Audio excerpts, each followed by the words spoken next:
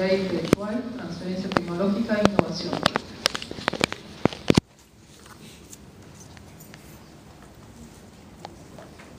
Doctor Finestierra, tiene usted la palabra.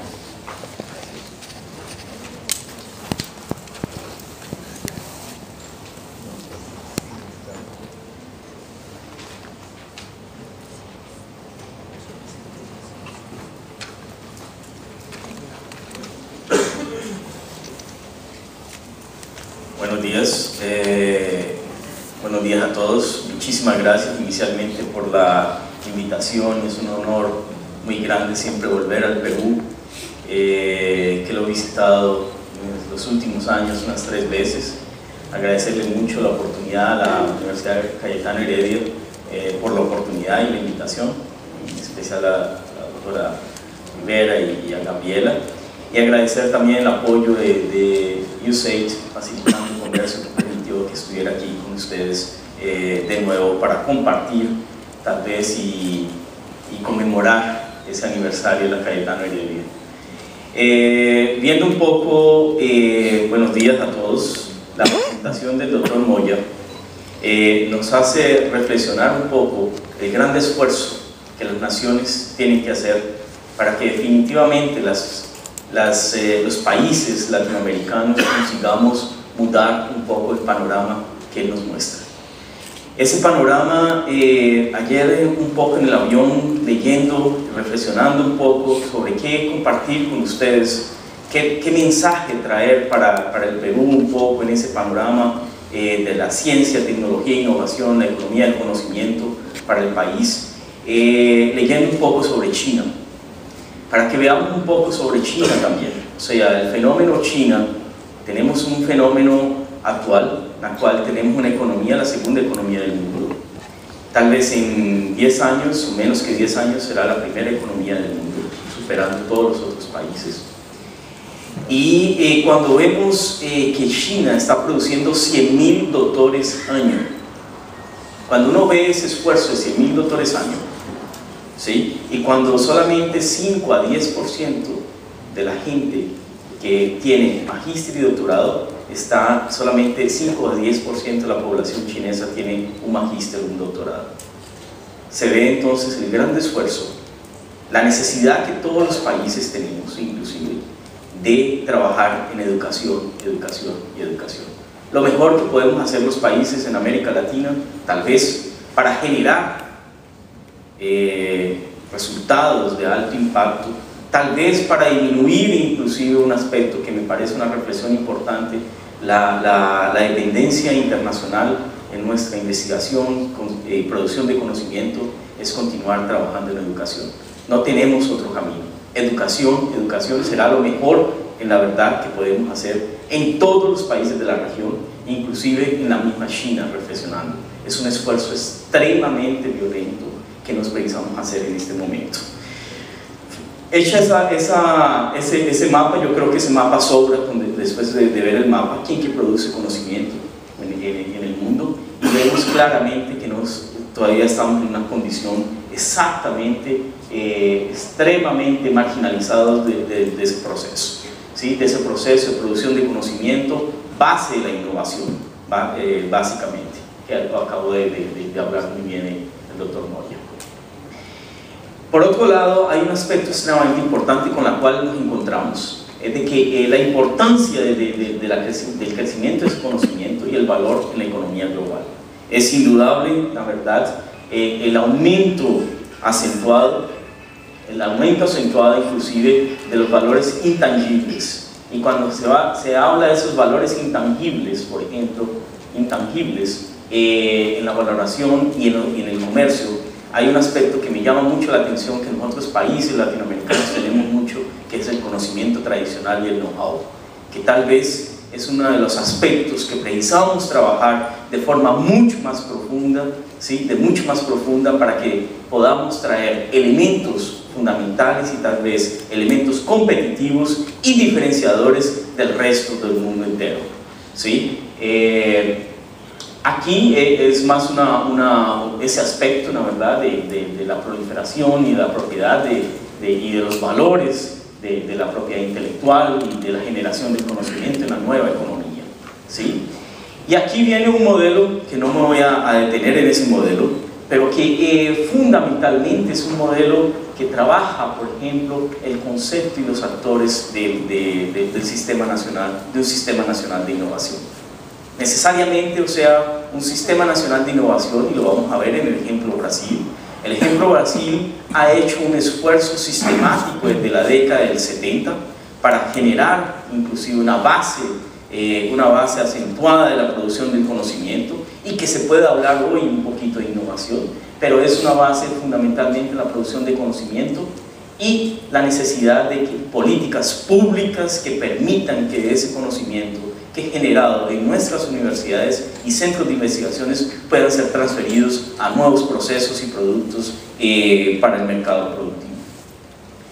Aquí, entonces, un otro elemento también importante, ¿sí?, en la teoría y la política de la innovación, extremadamente importante para la reflexión en este foro y en este aniversario, en que veamos prácticamente de que hay una necesidad fundamental en este momento de las políticas públicas, la continuidad del trabajo de las políticas públicas, para que se consiga entonces inclusive disminuir esa dependencia internacional, inclusive en la producción de conocimiento.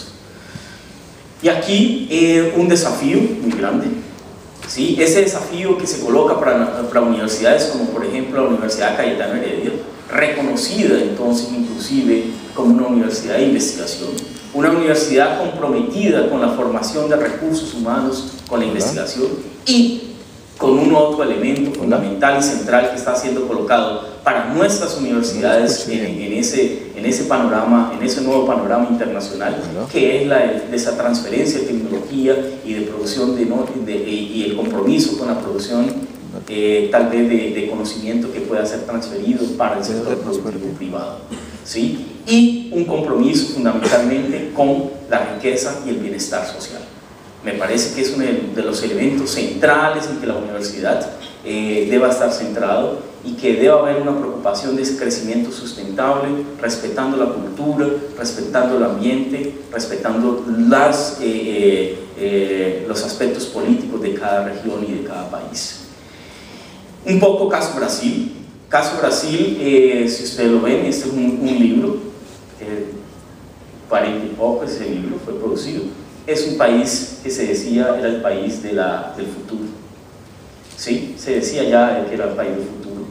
Y en 2009 aparece esta revista del Economist en que Brasil take off, se le sale el futuro, en que muestra realmente en que un país, él puede realmente un gran esfuerzo, y a pesar de los grandes esfuerzos todavía es un país que, como mostrado por Moya, tiene todavía un poco impacto de toda la ciencia y la tecnología producida en el país. Ayer en la FAPESPI la semana pasada en la FAPESPI hubo en la Fundación de Amparo a la Investigación del Estado de São Paulo, uno de los estados más ricos del Brasil, un seminario internacional, inclusive con la ISIS, casualmente, Moya, en que se comparaba la producción de los BRICS, de Brasil, Rusia, India y China, y se llega a la conclusión que ustedes vieron claramente que son los países, en la verdad, que tienen inclusive grande producción hoy, expresiva por lo menos, pero que todavía no se llega a esos índices de llegar amarillo o verde, porque me parece que ese amarillo y verde, que es un desafío muy grande, se ve que Brasil está colocado inclusive como los países, de los 4 países que tienen publicaciones de mayor índice de impacto, de los 4 países. Nosotros tenemos entonces caso Petrobras, un caso de suceso. Un caso de suceso no solo por la Petrobras, sino el esfuerzo nacional brasilero en hacer que los royalties oriundos del proceso de transferencia de tecnología y producción de petróleo vaya para un fondo de investigación y desarrollo que llega a 860 millones de reales más o menos 430 millones de dólares anuales para hacer investigación, y ustedes ven que ese esfuerzo todavía no es un esfuerzo suficiente, inclusive para poder conseguir alcanzar un mayor impacto y tal vez ocupar el papel de destaque de la nación. A Embraer, otro caso emblemático, ¿sí? Es una empresa que era una empresa pública, ahora es una empresa privada, y que tiene, y podemos observar inclusive la TACA, Perú, tiene algunos de sus flotes, estaba viendo Embraer, 190, que son alta tecnología, inclusive producida a partir de tecnología oriunda de las universidades. Todo el sistema de navegación, por ejemplo, wireless, fue desarrollado en la Universidad Federal de Minas Gerais. 60% de los ingenieros mecánicos y aeronáuticos de la Embraer son producidos en la Universidad Federal de Minas Gerais. Entonces, es un caso emblemático en que esos procesos de transferencia de tecnología también pueden ser transferidos para empresas de grande tecnología como estas, sofisticadas. Aquí hay un libro, Brasil, The Natural Knowledge Economy, es interesante, del CGE, que trae un poco algunas reflexiones, inclusive para quien tenga interés de conocer un poquito más sobre el país. Viendo en detalle ese Sistema Nacional de Innovación brasilero como uno de los casos, y compartir con ustedes, traerlo para reflexión, aprender, ver cuáles son las posibilidades de como país, Perú, por ejemplo, cómo podemos compartir, inclusive en este momento está se creando inclusive una comisión parlamentaria en el Brasil para continuar trabajando los procesos de innovación, ¿sí? De una reflexión inclusive desde el punto de vista político, cómo se podrían disminuir las trabas burocráticas y la adecuación de todo el arcabozo, el marco legal de la innovación. Aquí vemos un sistema que comienza básicamente, y Moya ya lo ha dicho, desde la formación de recursos humanos, que fue muy centrado en la década del 70 y el 80, en que se llega a resultados sorprendentes hoy, y un proceso inclusive de trabajo, inclusive a nivel federal, por ejemplo, varias acciones del gobierno, ¿sí? Varias acciones del gobierno trabajando con un objetivo de llegar a 1.5 de gasto del PIB brasilero en investigación, ciencia, tecnología e innovación. Uno de los factores que fue más importantes para ese desarrollo fue la creación de los fondos, sectoriales. Esos fondos sectoriales fue debido, inclusive como una consecuencia inclusive de la privatización. Entonces, después de la privatización de esas empresas nacionales, que eran empresas estatales, por ejemplo, sector aeronáutico, que fue privatizada de Embraer, y se creó el CT aeronáutico, que hace investigación inclusive. Entonces los recursos oriundos de la Embraer también van para ese centro, para ese fondo sectorial. Petróleo y gas, entonces el petróleo y gas que viene de la Petrobras, ¿sí? De salud y transporte, y ese fondo verde amarillo, que es un fondo extremadamente importante para la generación de infraestructura, básicamente en las universidades y centros de investigación, que me parece que no se puede hacer investigación, y concuerdo con el doctor de la Cayetano Heredia, disculpa, no sé el nombre, Tejada, doctor Tejada, en que no se puede hacer investigación sin una infraestructura adecuada. Este es el fondo, ¿sí? Es el fondo verde amarillo, que es el fondo que está inclusive modernizando la infraestructura de las universidades y centros de investigación. Es la única forma también, inclusive, que se entiende en el Brasil en este momento de salir un poco de la dependencia internacional. Solamente para mostrarles un caso, un fondo sectorial de la biotecnología, que es un caso que es muy precioso, inclusive de ver que la Cayetano Heredia tiene concentrada inclusive su producción en la área de biotecnología y las áreas afines, para que ustedes vean que tiene un objetivo, la formación de recursos humanos, y de dónde que vienen esos recursos. Esos recursos vienen 7.5 de la contribución de la intervención en el dominio económico. O sea, ese es el 10% sobre el envío de los recursos para el exterior. Significa que es un impuesto de todas las industrias multinacionales que exportan, que mandan sus remesas para las matrices, de ese recurso entonces es el recurso que viene para apoyar inclusive el Fondo de Biotecnología en el Brasil. ¿Sí? O sea, una empresa de biotecnología, una empresa farmacéutica de esos recursos para el exterior, entonces son los recursos que le garantizan la producción. Aquí tiene otro que es el Fondo Verde Amarelo, Petróleo y Gas. Quien ejecuta es la FINEP y el CNPq, que son los órganos asociados al Ministerio de la Ciencia y la Tecnología brasileño.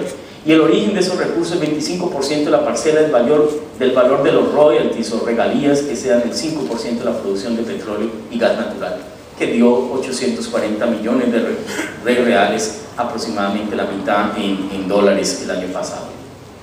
Aquí están un poco los gastos, ¿sí?